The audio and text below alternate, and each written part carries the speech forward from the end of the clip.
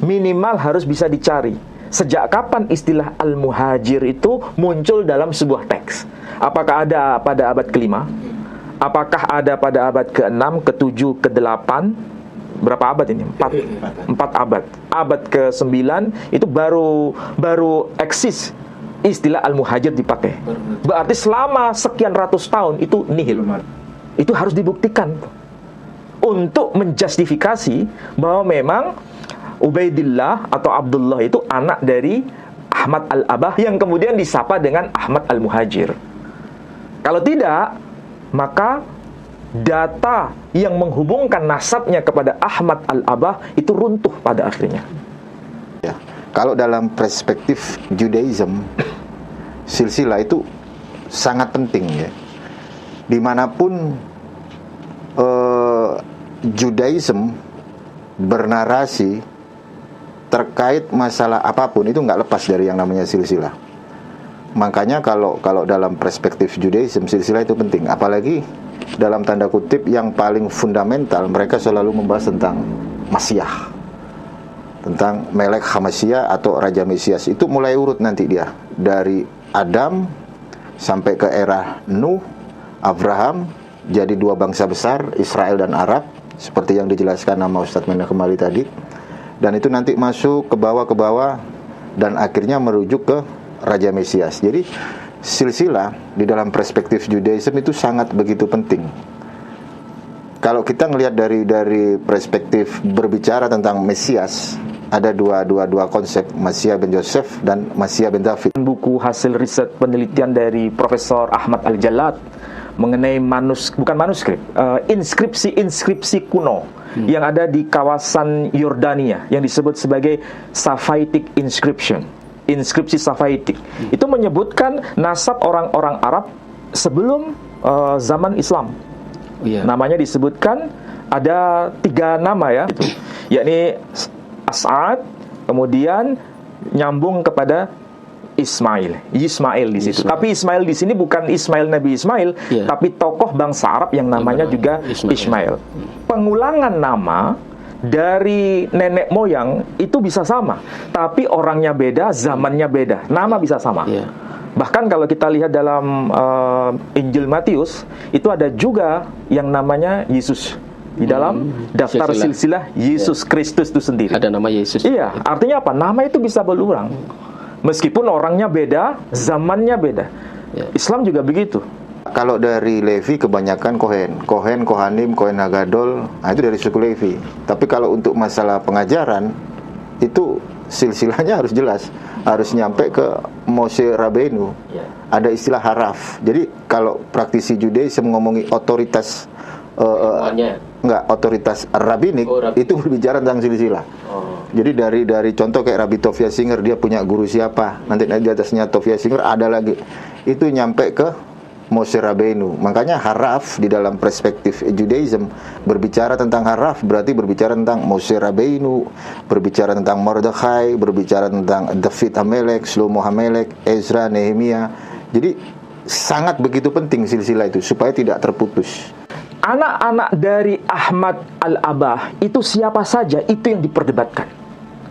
Karena nanti ini ada satu tokoh, namanya adalah apakah itu Ubaidillah atau Abdullah. Ini nyambung tidak dengan Ahmad al-Abah? Kalau tidak nyambung berarti keturunan dari Ubaidillah, Imam Ubaidillah itu memang bukan keturunan Nabi SAW. Kalau tidak nyambung, itu menurut mereka yang berada pada jalur keilmuan yang sedang disodorkan oleh Kiai Haji Imaduddin. Kalau tidak bisa dikonfirmasi dari dokumen eksternal, ini ya butuh pembanding. Dari sudut pandang ibu itu juga ada. Jadi ngambil dari keturunan seorang ibu. Terus ada lagi ngambil dari keturunan seorang ayah, itu lebih condong ke Mesias. Di sisi lain juga silsilah itu harus penting dalam pengajaran Pak Ustadz. Contoh misal kita belajar dari Rabi Mana, itu nanti nazabnya terus ke atas sampai ke Moshe Rabbeinu sebagai haraf. Makanya di dalam Pirkei Avot di sana dijelaskan Moshe kibul Torah misine umsara Yosua lisekenim. Jadi Moshe Rabbeinu menerima Torah di sini diberikan kepada Yosua, Yosua diberikan kepada para sekenim orang bijak. Nah itu nanti lanjut lagi Para nabi. Para nebiim, para nabi nanti ke Knesset Hagedolah, majelis besar nanti runut ke rabi. Jadi minimal munculnya nama Abdullah atau Ubaidillah itu pada abad ke-10 ini. Lalu abad ke-9, abad ke-8, abad ke-7, abad ke-6, abad ke-5, mana datanya? Tidak ada.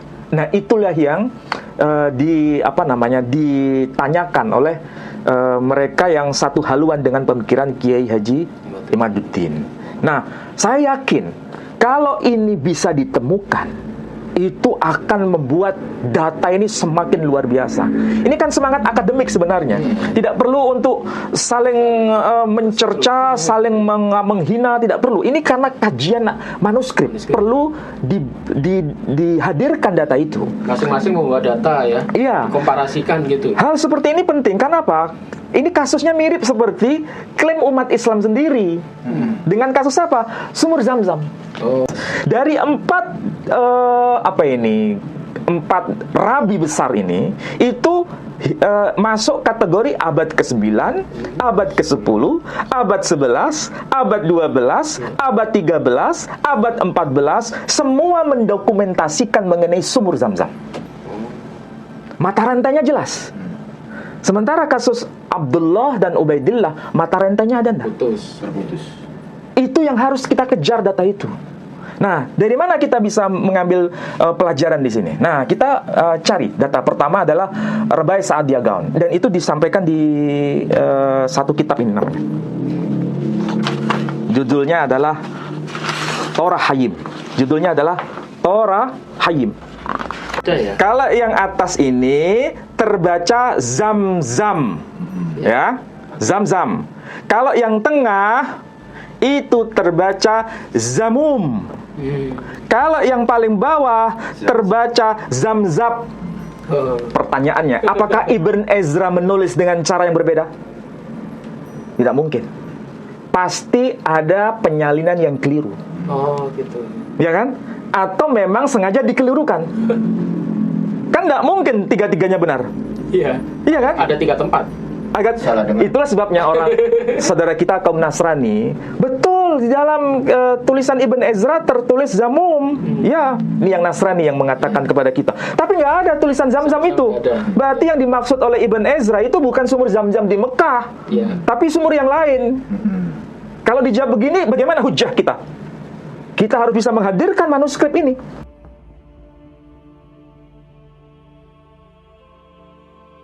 Alhamdulillah kita dihadiri oleh 2 narasumber ya. Yang satu adalah Mas Valen atau Mas Umar ini sekarang. Assalamualaikum. Waalaikumsalam. Kemudian yang satu seperti biasa Ustadz Menachem Ali. Assalamualaikum Ustadz. Waalaikumsalam warahmatullahi wabarakatuh. Bagaimana kabarnya dari Malaysia ini? Alhamdulillah sehat sekarang, meskipun harus capek-capek dari Malaysia. Gitu. Baiklah, pada malam hari ini kajian kita masih menyambung beberapa kajian yang lalu. Ini masalah nasab Pak Ali dan Mas Valen ya. Karena masalah nasab ini sekarang masih ramai dibicarakan. Dan kali ini kita akan membicarakan soal nasab ini ditinjau dari segi sejarah awal ya. Karena tradisi nasab itu adalah tradisi dari bangsa Semit ya awalnya. Yaitu dari datuknya pertama kali yaitu Bapak Ibrahim. Kemudian diturunkan ke Ishak, Ismail sampai keturunan Israel dan Arab. Kebetulan di sini ada Mas Valen. Beliau adalah pakar Ibrani dan alhamdulillah beliau dulu penganut Yahudi dan alhamdulillah sudah mu'alaf, dan waktu itu dimu'alafkan oleh Ustadz Menachem Ali di Masjid Al-Akbar ya. Kalau kita bicara mengenai nasab, sebetulnya itu adalah tema yang sangat besar. Artinya tema ini dapat kita runut asal-usulnya dari tradisi Timur Tengah yang kita kenal dengan sebutan tradisi Semit atau tradisi Semitik. Kalau kita merujuk pada 3 agama besar, rumpun agama-agama Semitik, kita tahu ada Yahudi, ada Kristiani, dan ada Islam. Semua atau tiga agama ini tidak lepas dari informasi mengenai nasab. Semua. Kalau kita bicara mengenai Islam saja, kita bisa baca misalnya Tarikh At-Tabari yang beliau wafat tahun 310 Hijri. Atau kalau kita melihat data yang lebih awal, yakni Sirah Ibnu Ishaq, itu ada silsilah mengenai Nabi kita Muhammad sallallahu alaihi wasallam, dan itu disebutkan secara rinci, termasuk mengenai apa yang disebutkan oleh Imam At-Tabari, yakni Nabi kita ini keturunan Muhammad bin Abdullah bin Abdul Muttalib bin Hashim bin Abdi Manaf bin Qusay bin Kilab bin Murrah bin Ka'ab bin Lu'ay bin Ghalib ibn Fikhr alias Quraisy. Nah, kalau kita bicara mengenai Quraisy, ini dokumen Islam tapi dikonfirmasi keakuratannya itu berdasarkan dokumen pembanding. Artinya dikuatkan dari dokumen di luar Islam. Dari tradisi Kristiani menguatkan itu. Jadi bukan hanya dalam dokumen Islam, dokumen internal, tapi juga dokumen eksternal, yakni tradisi Kristiani. Namanya tidak disebut Quraisy, tapi dalam bahasa Latin ada satu orang yang namanya Santo Theophanes. Dia menyebutkan nama tokoh ini dengan sebutan Qurasum. Oh, disebut Qurasum. Arti harfiahnya dalam bahasa Arab sama dengan Quraisy. Nah, kalau disebut Quraisy, nasab ke atas juga disebutkan nama-nama tokoh sampai ke generasi yang lebih awal, yakni Fikhr atau Quraisy bin Malik bin Nadr bin Kinanah bin Huzaimah bin Mudrikah bin Ilyas bin Mudar bin Nizar bin Ma'ad bin Adnan bin Udad bin Zaid bin Yaqdir bin Yaqdum bin Hamasa bin Nebet bin Khedar, atau dalam kitab Yahudi disebut Kedar. Jadi Khedar atau Kedar bin Ismail. Nah, kalau dari sisi ini tradisi Yahudi semakin lebih menguatkan lagi. Artinya dokumen eksternal ini juga membantu untuk memahami bagaimana tradisi Islam itu sebetulnya bukan klaim sepihak. Makanya dari Yishmael atau Kedar ben Yishmael, ben Avraham, ben Terah, ben Nahor, ben Seruk, ben Ra'u, ben Peleg, ben Ever, ben Shela, ben Arpakshad, ben Shem, ben Noah. Jadi kalau kita bicara nasab, itu sebetulnya kita bicara mengenai tiga tradisi agama besar, yakni Islam, Kristiani, dan Yahudi. Dan kalau kita, nanti mungkin Mas Valen bisa membantu menjelaskan kepada kita semua, tradisi Kristiani juga menyebutkan nasab atau daftar silsilah Yesus Kristus juga, ya kan? Baik itu dalam Injil Matius maupun Injil Lukas, itu pun masih dalam perdebatan. Tapi minimal informasi nasab mengenai Kristus atau Nabi Isa alaihissalam dibicarakan atau dicantumkan di dalam Injil Matius maupun Injil Lukas. Nah, tradisi Yahudi lebih kuat lagi. Karena apa? Karena terdokumentasi dalam kitab yang disebut Tanakh, Torah, Nevi'im, dan Ketuvim. Jadi Torah itu juga bicara nasab. Kitab-kitab para nabi juga disebutkan nasab. Dan beberapa dokumen-dokumen ekstra biblikal juga menyebut itu. Dalam manuskrip Dead Sea Scroll pun juga disebutkan adanya daftar silsilah nasab. Dan itu ketika bicara mengenai kitab Sefer Bereshit, Sefer Shemot, Sefer Yikra, Sefer Bemidbar, dan Sefer Devarim. Nah, itu ada beberapa informasi itu. Termasuk dalam informasi yang kemarin saya bawakan buku hasil riset penelitian dari Profesor Ahmad Al-Jalad mengenai inskripsi kuno yang ada di kawasan Yordania yang disebut sebagai Safavitic inscription. Inskripsi Safavitic itu menyebutkan nasab orang-orang Arab sebelum zaman Islam. Namanya disebutkan ada 3 nama ya, yakni As'ad, kemudian nyambung kepada Ismail di situ. Tapi Ismail di sini bukan Ismail Nabi Ismail, tapi tokoh bangsa Arab yang namanya juga Ismail.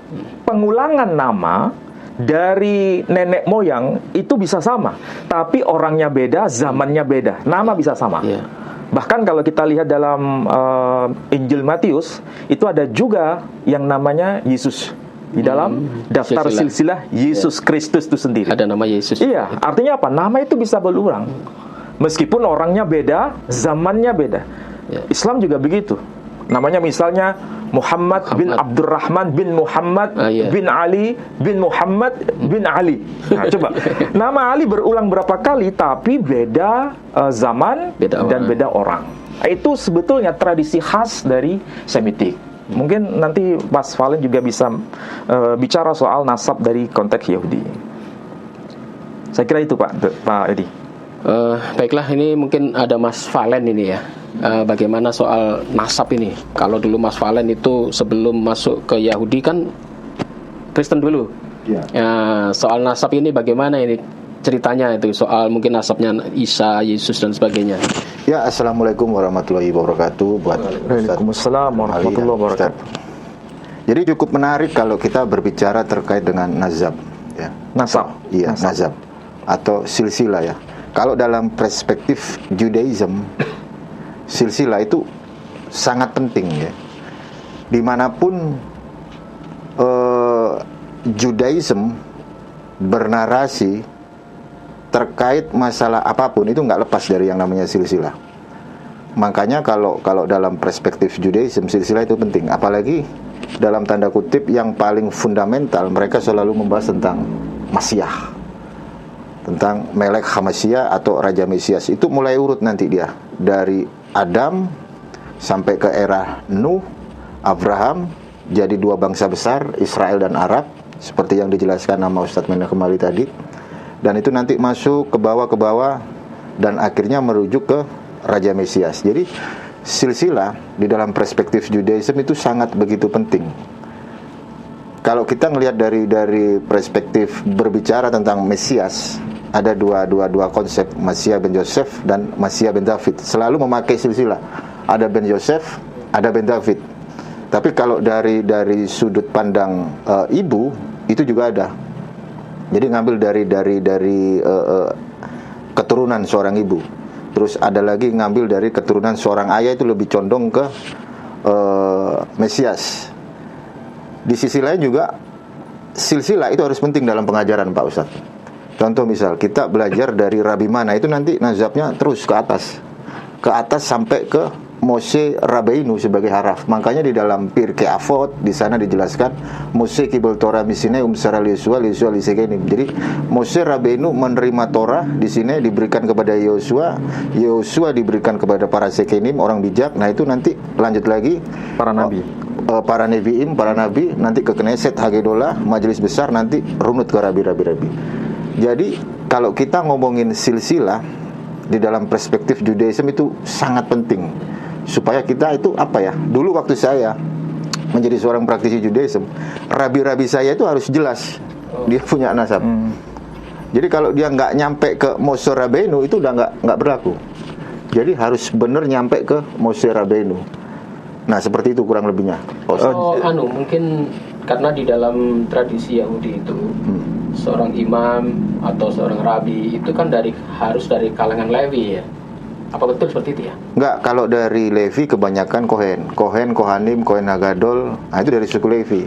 Tapi kalau untuk masalah pengajaran itu silsilahnya harus jelas, harus nyampe ke Moshe Rabbeinu. Ya. Ada istilah haraf. Jadi kalau praktisi Judaism ngomongi otoritas otoritas rabbinik, itu berbicara tentang silsilah. Jadi dari contoh kayak Rabbi Tovia Singer, dia punya guru siapa, nanti di atasnya Tovia Singer ada lagi, itu nyampe ke Moshe Rabbeinu. Makanya haraf di dalam perspektif Judaism berbicara tentang haraf berarti berbicara tentang Moshe Rabbeinu, berbicara tentang Mordekhai, berbicara tentang David Hamelek, Shlomo Hamelek, Ezra, Nehemia. Jadi sangat begitu penting silsilah itu supaya tidak terputus. Ya, jadi kalau boleh saya tambahkan ya, kalau kita bisa memahami antara tradisi Islam dengan tradisi Yahudi itu ada kesejajaran dalam soal pewarisan ilmu yang kemudian dikenal dengan istilah sanad kalau tradisi Islam. Makanya kitab yang ada kaitannya dengan sanad itu disebut, salah satunya adalah dengan sebutan musnad. Nah, kitab-kitab hadis itu salah satunya disebut dengan istilah musnad karena mesti ada sanad. Ini gurunya siapa, muridnya siapa, gurunya siapa, muridnya siapa. Perawi hadisnya ini membentuk mata rantai yang disebut sanad. Dari mana kita mendapatkan keilmuan itu? Tradisi Yahudi juga sama, tapi tidak disebut musnad, tapi disebut mishnah. Nah, mishnah itu karena dikaitkan dengan sana, mewariskan keilmuan dari satu rabi ke rabi berikutnya terus sampai menuju pada yang puncak, yakni kepada Rabbeinu Moshe Rabbeinu alaihissalam, kepada Nabi Musa. Ini disebut mishnah dan musnad maksudnya. Dan di situ ada sanad. Nah, selain itu ada juga disebut nasab.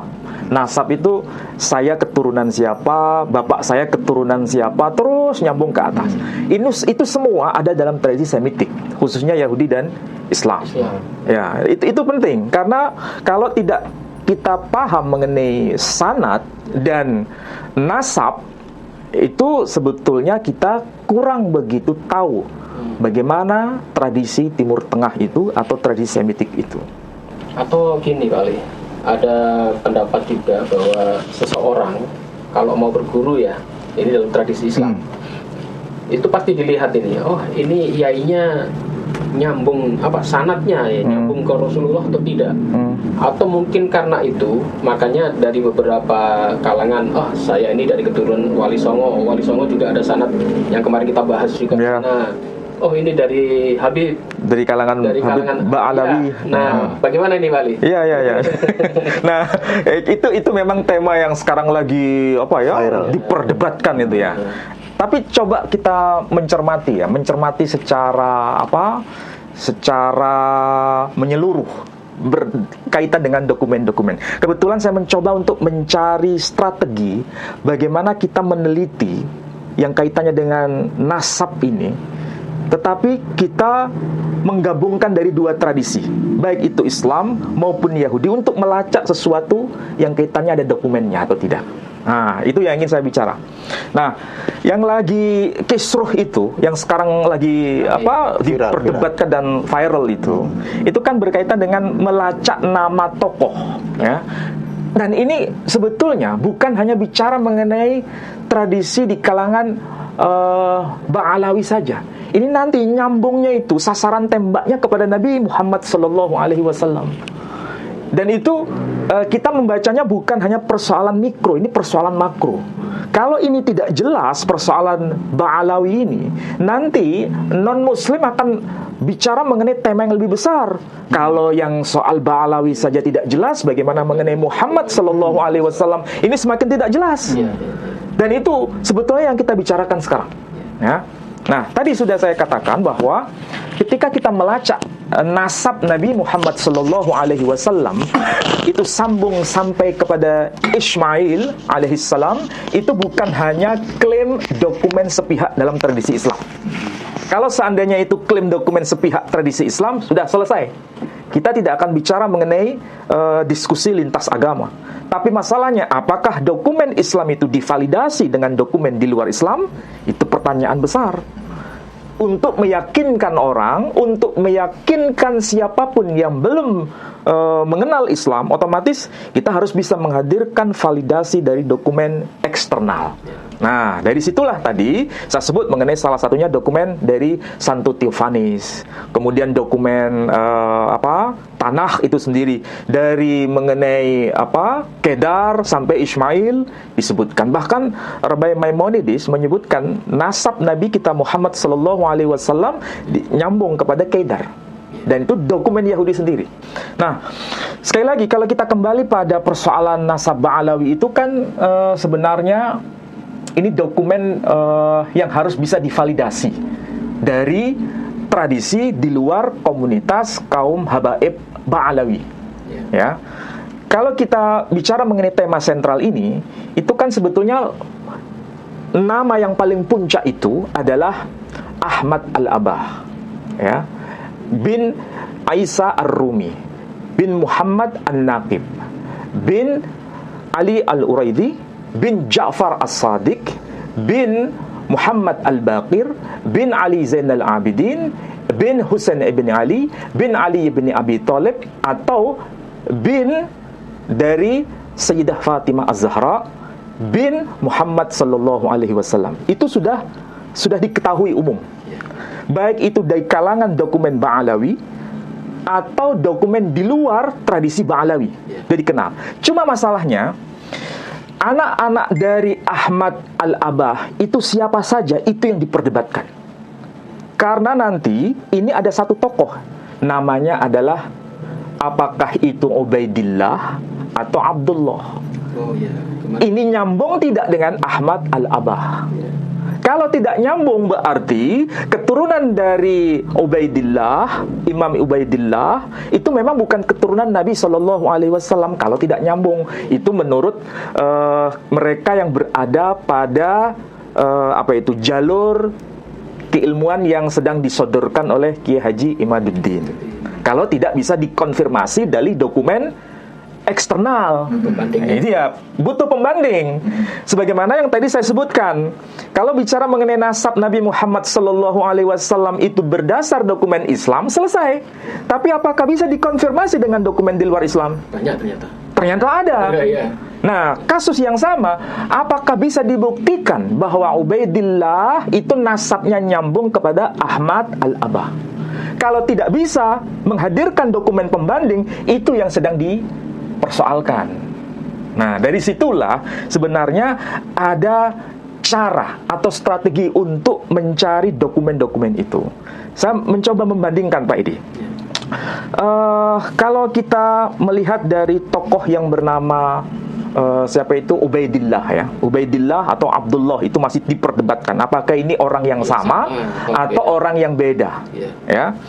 Tapi yang jelas kalau kita melihat dokumen-dokumen yang awal ya, dokumen awal dari para ulama, kita bisa misalnya melihat dokumen yang ditulis oleh Ibnu Tabatabai, yang beliau menulis kitab, namanya itu judulnya adalah Muntaqilah At-Talibiyah. Itu beliau kalau tidak keliru wafat tahun 478 Hijri alias abad kelima, ya. Itu tidak menyebutkan nama Abdullah, juga tidak menyebutkan nama Ubaidillah. Kemudian tulisan dari Al-Ubaidili, itu beliau menulis kitab namanya Tahdzibul Ansab. Itu abad kelima juga tidak menyebutkan tokoh yang bernama Ubaidillah ataupun Abdullah. Ada kitab lagi yang ditulis pada abad ke-5 Hijri ya. Penulisnya adalah Al-Umari. Kitabnya berjudul Al-Majdi fil Ansab. Itu juga tidak menyebutkan tokoh yang bernama Ubaidillah ataupun Abdullah. Kemudian satu kitab lagi, karangan dari Al-Marwazi. Beliau wafat tahun 616 Hijri, berarti abad ke-7. Judul kitabnya Al-Fahri. Juga tidak menyebutkan nama Abdullah ataupun Ubaidillah. Kemudian Fakhrur Razi, atau yang disapa dengan nama Ar-Razi, Imam Ar-Razi. Beliau wafat tahun 606 Hijri, berarti abad ke-berapa? Ke-7. Beliau menulis kitab yang namanya Asy-Syajarah Al-Mubarakah. Juga tidak menyebut nama Ubaidillah ataupun Abdullah. Kemudian Imam Ibnu Taqtaqi, dia menulis kitab yang namanya Al-Asili fi Ansabit Talibin. Juga tidak menyebutkan nama tokoh Ubaidillah maupun Abdullah. Kemudian Ibnu Ambah, dia menulis kitab Umdatut Talib. Juga tidak menyebutkan nama tokoh yang bernama Ubaidillah maupun Abdullah. Abad ke-10 Hijri, yakni kitabnya yang berjudul Bahrul Ansab, tulisan dari Amiduddin An-Najafi, juga tidak menulis tokoh yang bernama Ubaidillah maupun Abdullah. Inilah yang dipertanyakan dalam konteks kajian manuskrip sebetulnya. Kalau seandainya ada penyebutan tokoh yang bernama Ubaidillah maupun Abdullah dalam salah satu kitab yang hadir di masa awal, ini kan abad ke-5, ke-6, ke-7, ke-8, ke-9, ke-10. Kalau seandainya ada, itu selesai kasusnya. Tapi karena tidak ditemukan, itulah yang kemudian menjadi viral.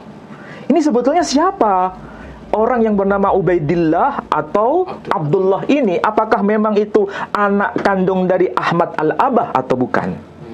Ini sudah dibahas oleh para netizen yang menyaksikan itu di antara dua kubu yang saling berseberangan ini. Ini memang ada hubungan nasab dengan Ahmad Al-Abah atau tidak? Tapi saya mencoba untuk mencari kesepadanan dengan kasus yang ada di tradisi Yahudi.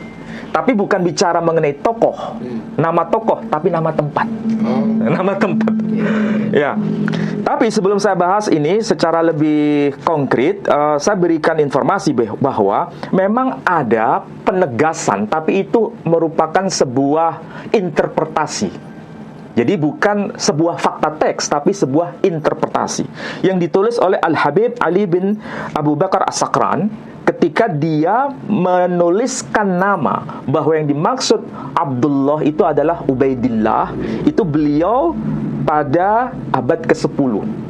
Ada salah satunya ya.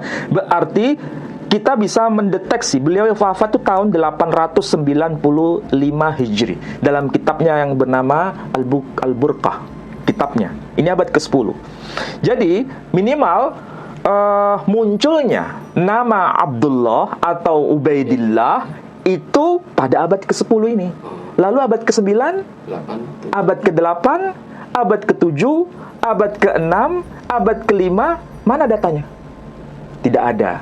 Nah, itulah yang ditanyakan oleh mereka yang satu haluan dengan pemikiran Kiai Haji Imaduddin. Nah, saya yakin kalau ini bisa ditemukan, itu akan membuat data ini semakin luar biasa. Ini kan semangat akademik sebenarnya. Tidak perlu untuk saling mencerca, saling menghina, tidak perlu. Ini karena kajian manuskrip. Perlu dihadirkan data itu. Masing-masing membawa data ya. Iya. Komparasikan gitu. Hal seperti ini penting. Kenapa? Ini kasusnya mirip seperti klaim umat Islam sendiri. Dengan kasus apa? Sumur Zam-Zam. Nah, kalau kita bicara mengenai Al-Quranul Karim ya, Al-Quranul Karim, itu ada satu ayat yang berbunyi dalam surah Al-Baqarah. Surah Al-Baqarah. Dalam surah Al-Baqarah itu ayatnya adalah ayat yang ke-158. Itu ayat bagian awal dikatakan Innas Safa wal Marwata min sya'airillah. Sesungguhnya Bukit Safa dan Bukit Marwah itu bagian dari syiar-syiarnya Allah. Ya. Ini informasi Al-Quran yang sangat global, tidak detail. Tidak ada penyebutan di dalam Al-Quran. Ada nggak sumur Zam-Zam dalam Al-Quran? Tidak ada. Tidak ada. Persoalannya bagaimana ada hubungan antara Bukit Safa dan Bukit Marwah dengan sumur Zam-Zam? Mana dokumennya? Dokumen apa? Kita bisa menghadirkan dokumen Islam, salah satunya adalah Sahih Bukhari. Sahih Bukhari disebutkan mengenai sumur Zam-Zam, dan itu ada koneksitas mengenai Bukit Safa dan Bukit Marwah. Ya, tapi lagi-lagi ketika kita bicara Al-Quran dan bicara mengenai hadis, itu kan dokumen sepihak, dokumen Islam. Ada nggak dokumen di luar tradisi Islam? Kalau kita dihadapkan dengan hujah kepada non-muslim, kira-kira jawaban kita apa? Iya. Ada nggak disebutkan sumur Zam-Zam di dalam dokumen di luar tradisi Islam? Kalau itu pertanyaan ditujukan kepada kita, kita harus bisa menjawab, ada dokumen eksternal. Tidak mungkin tidak ada. Nah, disitulah kita mencoba mempelajarinya, dan dokumen itu ketemu dalam tradisi Yahudi. Gitu. Nah, dari mana itu kita mulai? Nah, kita akan coba lacak. Kita akan coba lacak. Kalau kita ini merujuk salah satu rabi besar, ini namanya Rabi Sa'adiyah Gaon. Ya, beliau itu lahir tahun 882 Masehi, meninggal tahun 942 Masehi. Berarti beliau hidup pada abad ke-9 hingga abad ke-10 Masehi. Ya. Rabi yang kedua yakni Ibn Ezra. Itu beliau lahir tahun 1089 Masehi, meninggal tahun 1167 Masehi. Berarti beliau hidup abad ke-11 sampai abad 12. Abad ke-11 akhir sampai abad ke-12, awal abad ke-12. Kemudian Radah, Rabi David Kimchi. Itu beliau lahir tahun 1160, meninggal tahun 1235 Masehi. Berarti beliau berada pada zaman abad ke-12 akhir sampai abad awal 13, ya. Kemudian Rabai Bahya bin Asyir, ini namanya Rabai Bahya bin Asyir. Beliau lahir tahun 1255 Masehi, meninggal tahun 1340 Masehi. Berarti beliau hidup di akhir abad 13 sampai awal abad 14. Dari empat rabi besar ini itu masuk kategori abad ke-9, abad ke-10, abad 11, abad 12, abad 13, abad 14, semua mendokumentasikan mengenai sumur Zam-Zam. Mata rantainya jelas. Sementara kasus Abdullah dan Ubaidillah, mata rantainya ada enggak? Terputus. Itu yang harus kita kejar, data itu. Nah, dari mana kita bisa mengambil pelajaran di sini? Nah, kita cari data pertama adalah Rabai Sa'adiyah Gaon, dan itu disampaikan di satu kitab ini namanya. Judulnya adalah Torah Hayim. Judulnya adalah Torah Hayim. Kurang jelas ya? Nah, Torah Hayim. Hamisha Khumshe Torah. Jadi ini Torat Hayim, Hamisha Khumshi Torah. Di sini ada sesuatu yang penting yang berkaitan dengan apa? Dengan sumur Zam-Zam. Tapi menariknya, di sini ada satu kata kunci sebenarnya. Kata kuncinya adalah kata kunci Hayishmailim dulu. Kata kuncinya. Coba nanti bisa dicek di sini ya.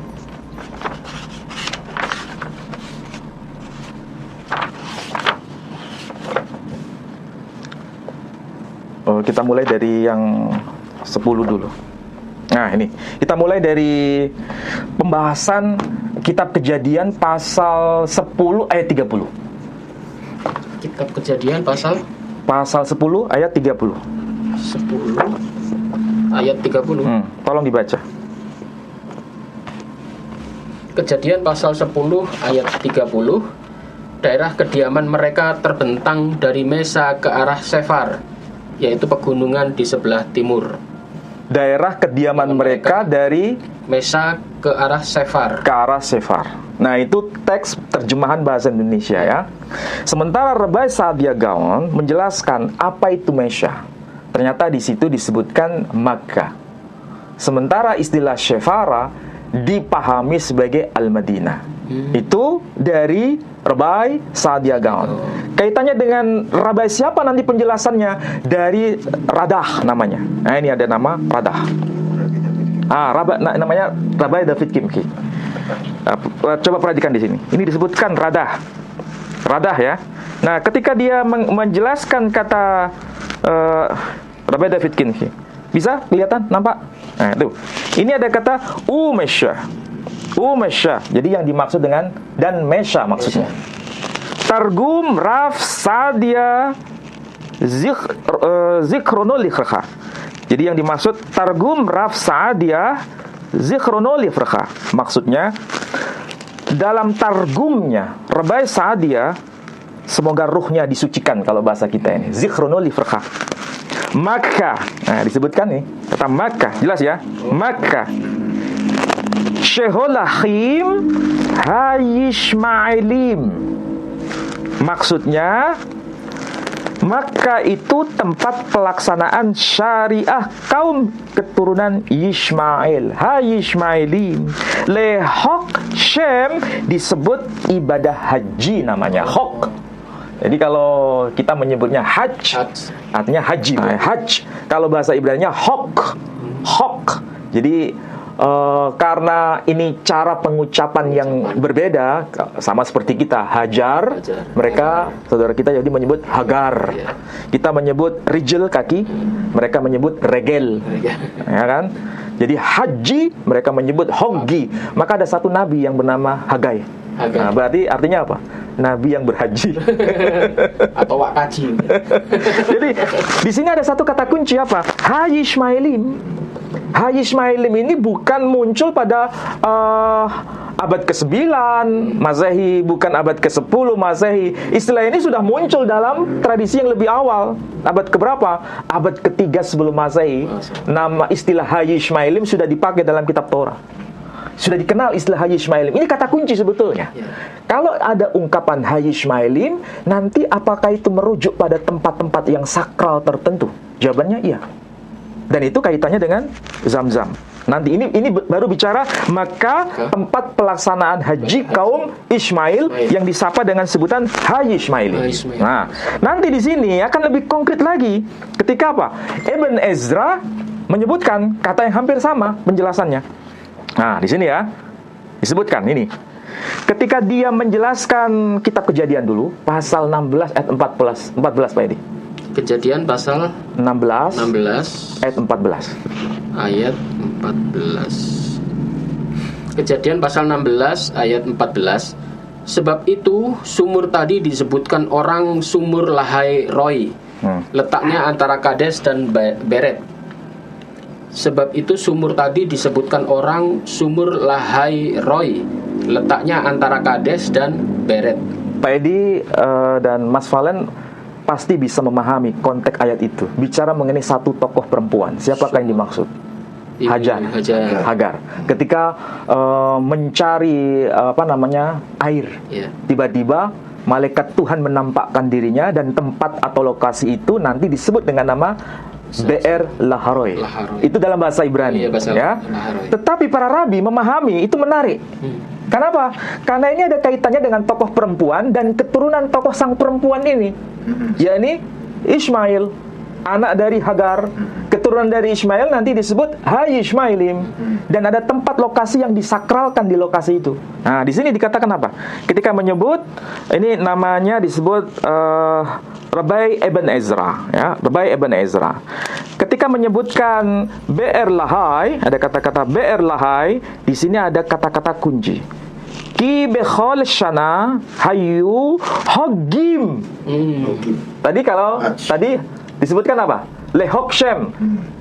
Istilahnya disebut dengan ibadah haji. Ibadah haji bagi kaum Hayy Ishmaelim. Di sini dikatakan ki bechol shana hayu hogim, karena pada setiap tahun ada orang-orang yang berhaji. Hogim ini jamak, ya, orang-orang yang berhaji. Siapakah mereka? Hayy Ishmaelim, kaum keturunan Ismail. El Haber Hazot, menuju pada sumur itu. Sumur apa? Sumur Laharoi. Nah, sumur Laharoi. Kemudian dikatakan Gam Hayom Yikare Be'er Zamum. Nah, ini disebutkan, dan kini tempat itu disebut dengan nama Be'er Zamum, sumur Zamum. Kenapa di sini disebut sumur Zamum? Ini salah satu manuskrip bicara mengenai lokasi sumur Zamum. Ini tulisan Ibn Ezra. Sumur Zamum. Tapi ada manuskrip yang lain tidak tertulis sumur Zamum, tapi tertulis apa? Nah, saya tunjukkan di sini supaya kita bisa tahu nanti membandingkan antara nama Ubaidillah dan Abdullah. Ya, nah, tadi sebentar. Ini saya tunjukkan bentar. Kita mulai dari di sini. Ini sekarang coba bandingkan dengan ini. Ini sama namanya, Ibn Ezra. Tadi juga Ibn Ezra. Di sini tertulis apa?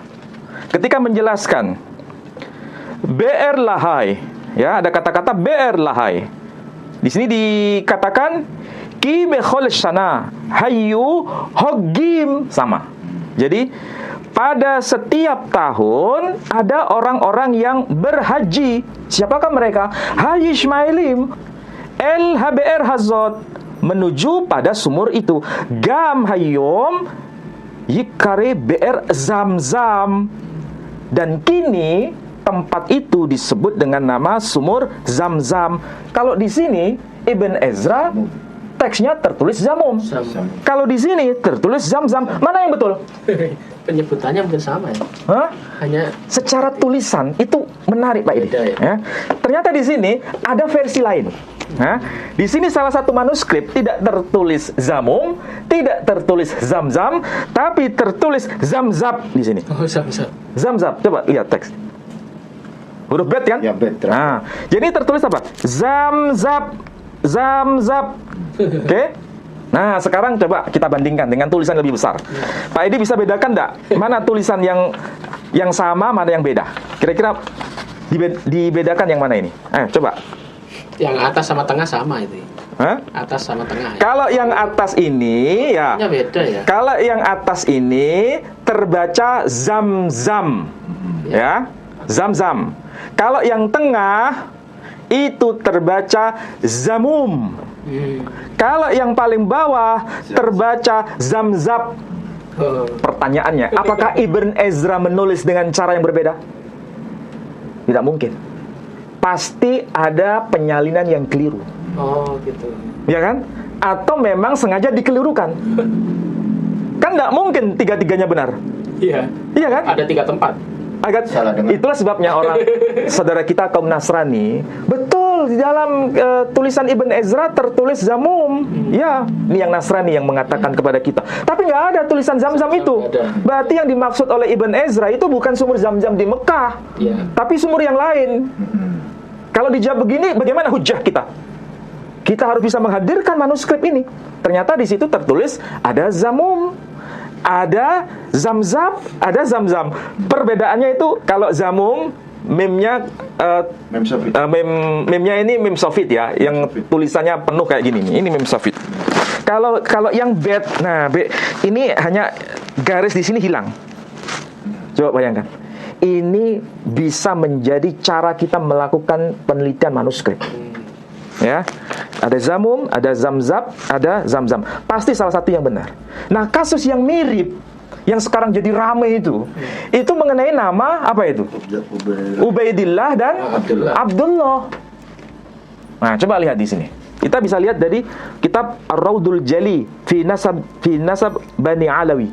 Ini tulisan dari Al-Imam As-Sayyid Muhammad Murtada Az-Zabidi. Beliau wafat tahun 1205 Hijri. Berarti ini abad ke-13. Tapi apa yang dikatakan oleh Az-Zabidi? Dia mengatakan satu kata yang penting untuk kita cermati. Di sini dikatakan apa? Nama yang muncul itu dikatakan wa amma waladuhu Abdullah wakila Ubaidillah. Disebutkan Ubaidillah. Namanya adalah Abdullah, ya. Wakila itu konon katanya. Berarti bisa iya, bisa enggak.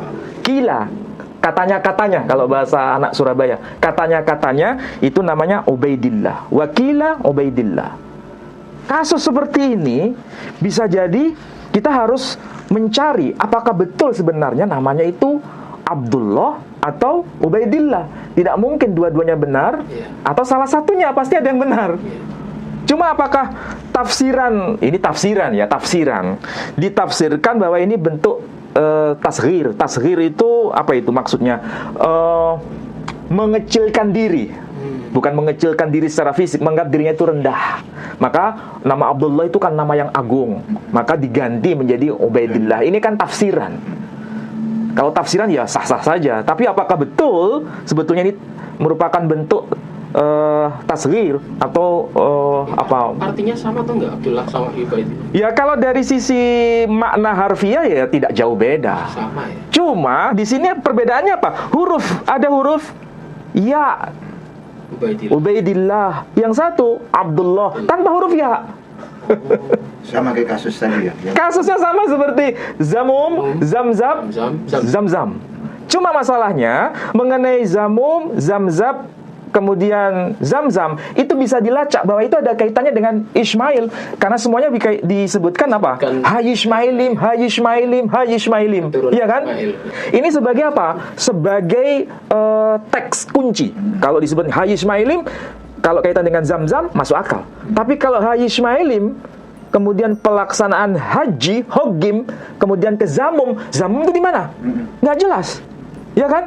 Ini melalui kritik teks bisa ketemu. Tapi kalau berkaitan dengan Abdullah, Ubaidillah, pelacakannya dari semua dokumen abad ke-5, ke-4, ke-6, ke-7, ke-8 itu nggak ada semua datanya. 10 baru ada tadi. Yang ke-10 baru ada. Bagaimana cara untuk mendeteksi itu?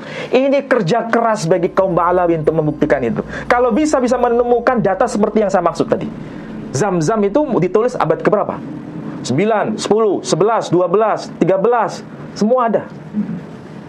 Bahkan nyambung kepada generasi sebelumnya, yakni generasi dari tradisi Tanaim. Di mana itu? Dead Sea Scroll hanya menyebutkan Haji Ismailin sebagai penanda. Nah, yang lebih konkret lagi di dalam semua dokumen yang saya sebut tadi ya, mulai dari Bahrul Ansab, kemudian kitab-kitab yang lain yang saya sebut, itu memang nggak ada disebut Ahmad Al-Muhajir. Ini kata kunci sebetulnya. Kenapa nggak disebut Ahmad Al-Muhajir, tapi disebut Ahmad Al-Abah? Al-Abah. Kalau disebut Ahmad Al-Abah, semua dokumen itu menjelaskan, ini kata kunci Al-Abah itu. Sama dengan Haji Ismailin, itu kata kunci. Semuanya itu merujuk pada gelar satu tokoh dari Ahmad Al-Abah yang menunjukkan bahwa dia itu berpindah-pindah menuju ke arah timur. Nggak ada penyebutan Al-Muhajir di situ, nggak ada. Satu pun tidak ada dokumen.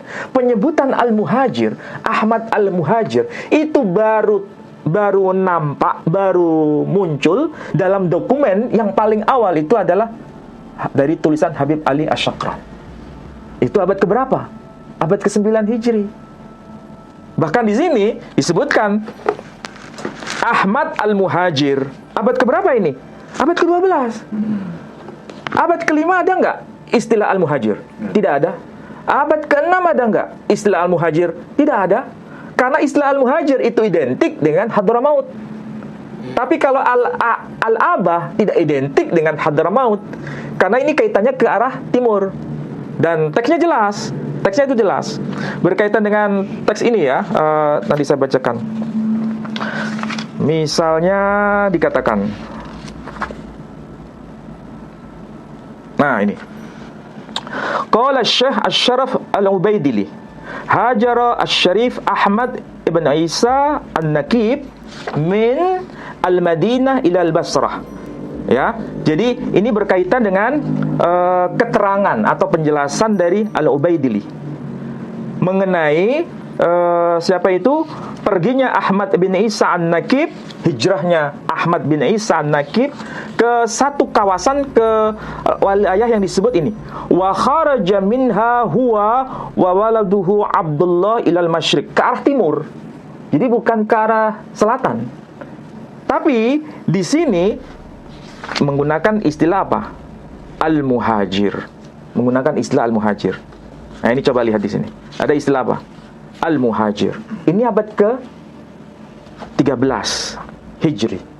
Sementara abad-abad yang lebih awal nggak ada istilah Al-Muhajir. Inilah yang menjadi perdebatan sebetulnya. Jadi sejak kapan itu istilah Al-Muhajir mulai digunakan? Karena ini ada kaitan pindahnya ke Hadramaut. Tapi apakah betul Al-Ubaidili mencatat bahwa ini tokoh memang pindah ke Hadramaut? Atau memang disalin oleh orang belakangan mengatasnamakan tokoh-tokoh yang lebih awal? Itu perdebatan tuh sebenarnya. Menarik ini ya. Memang bagian dari kajian filologi sebetulnya. Meneliti manuskrip. Kalaupun perdebatan itu belum rampung, minimal harus bisa dicari sejak kapan istilah Al-Muhajir itu muncul dalam sebuah teks. Apakah ada pada abad ke-5? Apakah ada pada abad ke-6, ke-7, ke-8? Berapa abad ini? 4 abad. Abad ke-9 itu baru eksis istilah Al-Muhajir dipakai. Berarti selama sekian ratus tahun itu nihil. Itu harus dibuktikan untuk menjustifikasi bahwa memang Ubaidillah atau Abdullah itu anak dari Ahmad Al-Abah yang kemudian disapa dengan Ahmad Al-Muhajir.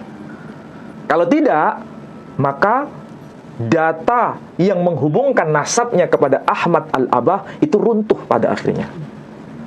Makanya harus dicari.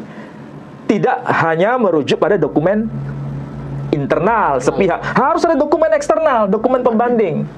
Kalau tidak, itu pasti akan menjadi masalah.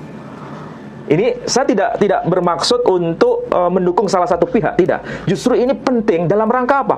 Kalau ini data bisa ditemukan, itu sangat luar biasa. Karena ini nasab, tradisi Semit, itu sambung menyambung. Cuma masalahnya ini data belum ditemukan. Bagaimana caranya ditemukan? Harus bekerja keras. Bukan soal benci atau tidak benci. Ini harus menjadi tradisi. Itu luar biasa Indonesia kalau seperti ini. Itu mencari data sampai bersusah payah. Itu sangat luar biasa. Ya, sebetulnya gini Pak Ali, mungkin Mas Valen bisa nambahkan ya.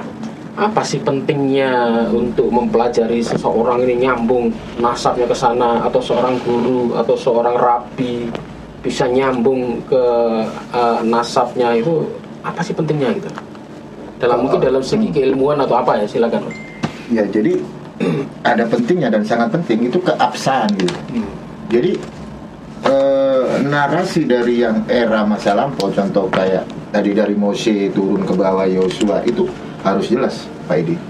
Kalau nggak jelas itu bisa jadi polemik. Ya, akan menjadi polemik, malapetaka yang cukup besar. Makanya contoh saya aja, waktu di SKIM saya diajar sama Rabi siapa, itu harus jelas. Rabi Simon Cohen, itu nanti atasnya ada Rabi Moshe Peretz segala macam. Jadi kalau itu sampai terputus dan itu kedengaran dari pihak non-Judaism, itu akan menjadi memalukan. Nah, jadi kita harus cari data pembanding itu. Itu mungkin berkaitan dengan penafsiran sebuah keilmuan ya, mungkin menafsirkan persoalan apa itu ayat atau apa gitu ya. Sanad keilmuan. Jadi, apa ya kalau saya bilang itu, mata rantai pengajaran itu nggak terputus. Ya. Kalau bahasanya Mas Valen itu mata rantai pengajaran dari A ke B ke C dan seterusnya. Kalau tradisi Islam menyebut sanad keilmuan. Jadi dari sumbernya dari sambung menyambung mata rantai. Bahkan sampai ke guru-guru akhir siapa yang mengajarkan gitu ya. Itu secara lisan Pak ini. Secara mulut sebal Jadi dari lisan ke lisan ke lisan, dan akhirnya suatu saat takut lupa dirangkum, ditulis dalam sebuah kitab itu. Talmud itu termasuk ya, Misnah ya. Kalau Gemara itu pendapat. Kalau itu berarti di luar kitab Tanakh itu ya. Ada sebetulnya di luar kitab Tanakh itu ada kitab apa saja Mas? Ada Talmud, mungkin kitab apa tadi? Banyak ratusan. Gitu. Jadi Torah itu kan instruksi. Ya, Torah itu ada yang tertulis, ada yang sebiktav, ada yang sebalpe. Nah, sebalpe itu di dalamnya ada Misnah, ada Gemara. Nanti ada lagi Haggadah. Jadi kayak gitu Pak Edi. Ya, makanya kalau berbicara tentang silsilah, itu bukan hanya dari segi Raja Mesias, tapi dari segi pengajaran, terus rabi kita siapa. Itu supaya apa? Supaya kita itu jelas kita diajar sama otoritas yang mana gitu. Kalau seandainya rabi ini kalau Judaism otoritasnya nggak jelas, bisa bahaya, nggak kosher. Ini ada yang menarik ini Mas.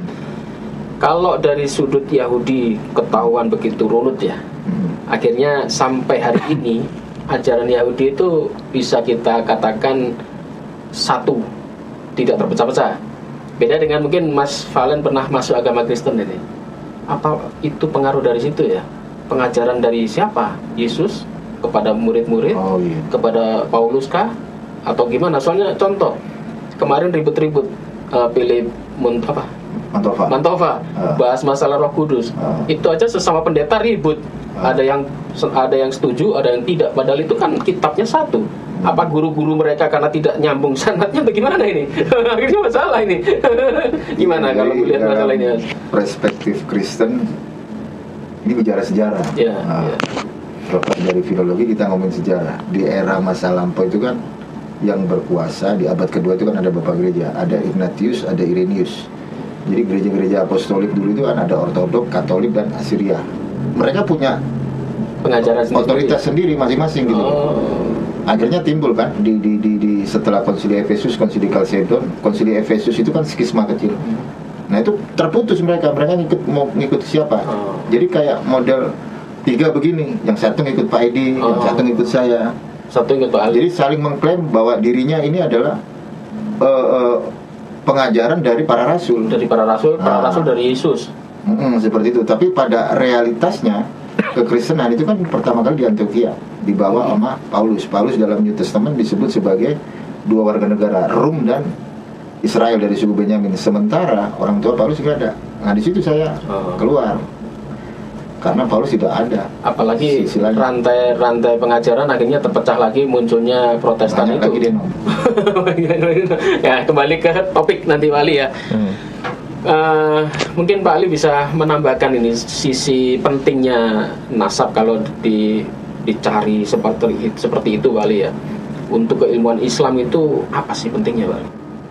Ya, kalau dalam tradisi Islam yang memang lebih diunggulkan itu sanad, karena kaitannya dengan keilmuan. Tetapi bukan berarti ini nasab tidak penting. Nasab itu juga penting, tetapi konteksnya adalah orang yang mengaku sebagai otoritas itu harus jelas.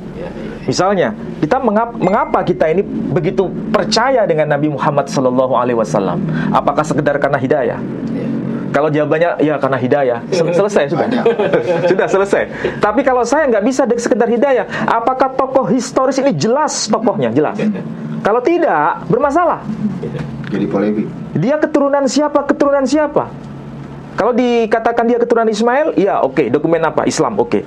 Dokumen Yahudi mendukung tidak? Kalau nggak mendukung, pengakuan Muhammad SAW sebagai Nabi itu akan tidak Gugur ya. diakui, gugur, tidak tervalidasi. Apalagi bicara selain Nabi Muhammad SAW. Kasus mengenai Abdullah Ubaidillah yang kemudian ini menjadi tokoh besar dari kaum Ba'alawi. Kalau ini tidak jelas, problem ini. Bukan berarti ini menakut-nakuti, bukan. Ini bukan berarti kita malah justru kita mensupport. Kita mensupport harus jelas ini data.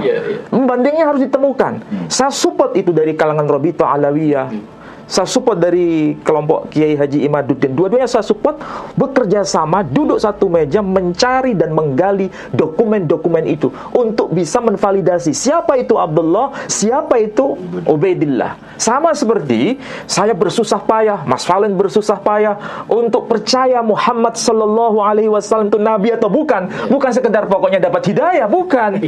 Harus tervalidasi. Melalui penelitian panjang. Penelitian panjang, nasabnya harus jelas. Baiklah saudara-saudaraku sekalian, ini menarik ya, karena 3 orang di sini adalah mantan semua. Ya, terima kasih Ustadz Edi dan Ustadz Menakemali. Saya berterima kasih karena konten ini cukup tinggi ya, syarat dengan ilmu, apalagi kita membahas terkait masalah filologi ya, yang mungkin jarang sekali kita temui waktu kita dulu di kekristenan gitu kan. Tetapi kali ini kita Masya Allah ya, kita merasa bersyukur ya kan, ada senior-senior kita, ada guru kita Pak Ustadz Menakemali. Jadi kita tambah ilmu di sini. Alhamdulillah. Nah, saya ucapkan terima kasih kepada Ustadz Menakemali dan Ustadz Edi Prayitno, dan kepada Ikhwan Fillah yang ada di Geraha Mu'alaf dan YPM At-Tauhid. Disinilah kita ini berjuang memberikan satu edukasi supaya kita semua bisa mengerti mulai dari yang bawah sampai ke atas. Maka kita harus mendukung ya, baik secara moral dan finansial, agar acara-acara seperti ini bisa berkembang suatu saat. Mungkin dari saya itu aja, Pak Ustadz. Terima kasih Mas Valen. Mungkin Pak Ali silakan. Ya, kalau saya simpulkan sederhananya begini. Ini ada 2 kasus yang hampir mirip persoalannya, tetapi dalam 2 tradisi yang berbeda, yang tradisi Yahudi dan tradisi Islam. Kalau berkaitan dengan kata kunci yang seharusnya dicari, itu adalah kata kunci adalah ungkapan gelar yang dipakai oleh Ahmad Al-Abah. Itu yang sudah mafhum, dipahami oleh semua orang. Tapi disebut dengan Ahmad Al-Muhajir itu sejak kapan? Tahun berapa? Abad keberapa?